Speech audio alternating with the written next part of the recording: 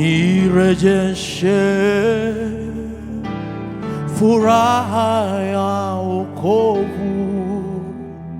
Baba, nafsi yangu ya kutamani, nafsi yangu ya kutamani, sharade moyo wangu waona kiu, kama ayala atamanivyo maji ya mto.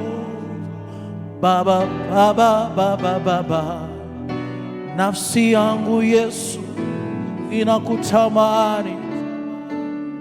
Ndipo sana sema nijaze Roho Mtakatifu, niweke karibu nawe.